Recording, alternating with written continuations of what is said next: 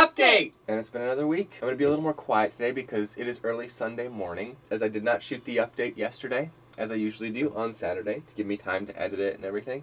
I'm just doing this Sunday morning because I was too busy actually working on the show yesterday. And then I went to a wedding, which was a lot of fun. Cindy and Aaron, you guys, married. Totes married. What has gone on in PoPS this week? I got 3 effect shots from Leo, making up a sequence, and then I did a little bit of work on them as well.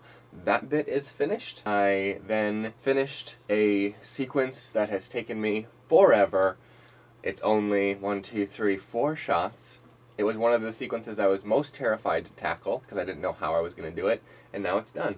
And it looks awesome. That's one of the things about working on VFX. If you have no training, and are kind of figuring out things as you go along, it's A, going to take you a little bit longer, obviously, and B, it's terrifying. Like, you shot this thing, I have an idea of what I want it to look like at the end, but I don't know how to make it look like that. So then you start like watching Andrew Kramer tutorials because he's hilarious on videocopilot.net. Andrew Kramer is hilarious. Trying not to wake up Eliza. That's what's happened on PoPS this week. Now today, and then tomorrow, Memorial Day, I'll have more time to work on more effects. I'm trying to work as much as I can because I want to get episode 7 done. Speaking of episode 7, let me take a little bit of time to introduce you to a couple of people who helped make it possible, right here. This is Miguel. Miguel you can recognize from episode 2. That's not a suggestion. That's the law. We were looking for somebody to come out and play that character that Donald stopped at the crosswalk, and Miguel had offered his help on in a personal message on YouTube. Miguel has been a supporter of ours for a long time. You should go check out his channel. He does a little bit of everything on there. He does some vlogging. There's a Wheezy Waiter super note on there. A really cool rough cut of a documentary he's doing about a guy who finds old rolls of film that have been shot but are undeveloped and develops them to see what's on them. And that's just fascinating to me. You should check it out. Over here is not a YouTube channel. This is Goldberg's Bagels in West Hartford. Doesn't a bagel sound delicious right now? I know it does to me.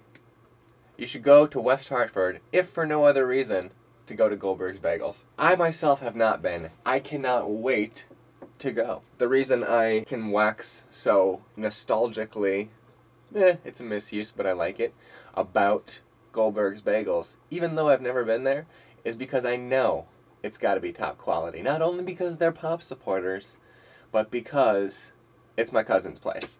My cousin Danny and his wife Regina. Goldberg's Bagels in West Hartford. Go meet my cousin. He's so cool. I'm wearing a t-shirt with my face on it. We also found out that we got into Gen Con. We are going to, episode 5 is going to be screened in their film festival, Gen Con in Indianapolis, in August, the middle of August. Gen Con is something that Eliza used to go to. She was very excited about Gen Con when she found out that we got in. I got Sailor left out when I was there. She was my favorite sailor. This is the only thing I have left from that, but we're gonna go and we might play some Settlers of Catan, and I'm definitely gonna look at the anime stuff, and we might replace our Cowboy Bebop collection. Somebody stole it. Cool. And we're gonna look at all the artists, and hey, maybe we'll see some of you there, and that would be so super cool. Hey, you guys wanna play Catan with us while we're there? She's very excited to go back. On Wednesday night, Eliza and I went to a screening at one of the local public libraries because they screen 35mm prints of old movies in their auditorium. And we went to a screening of Alfred Hitchcock's Rope. It was great because they only have one projector.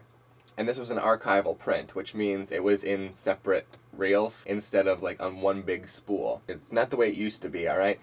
Film came on separate reels, 2 projectors per auditorium. When you see these cigarette burns pop up in the upper right hand corner, you knew it was time for a changeover. Those of you who saw Fight Club already know what I'm talking about. They only had one projector at the library, so in between reels it would go dark. Maybe like 30 or 40 seconds while they put the new reel on the one projector they had. And as a Hitchcock movie, it got more and more suspenseful as the movie went on. So like the first changeover when it went dark, everyone was like, oh. And it was me and Eliza and a bunch of retirees going to see the free movie at the library. And so it was like, oh, what's happening? What's happening? Oh, okay, they're gonna change the reels. Oh. And then like when the next change out went, it went, oh, because it was like a little more intense. By the last changeover, when it went black, everyone was like, oh, what's gonna happen? You know, because it was just, we were all so excited to see what was gonna happen. It was so intense in the movie. I just thought it was fun. My question to you, libraries, have tons of stuff going on. Ever since the video stores went away, that's where we, primarily rent our DVDs. They got a bunch of video games. We got Tomb Raider for our Xbox from there this weekend. Obviously books, graphic novels. A lot of them have study rooms and internet sections now. A lot of libraries do screenings, author meet and greets, all this stuff. Our audience seems to be a bunch of readers, so obviously I'm assuming you attend the library. But the question for this week is, how often do you go to your local library? And what do you primarily get from there? I'm guessing it's books. But I'm curious to see how many people do their movie renting and video game getting from there. And do you attend any programs? Interested to know. I've got a lot of work to do on the episode, visual effects wise and otherwise. That's the PoPS logo. This is Miguel. This is Goldberg's Bagels. Check out Miguel's channel or go to the Dubes and check out the website for Goldberg's Bagels. You guys, awesome. See you next week.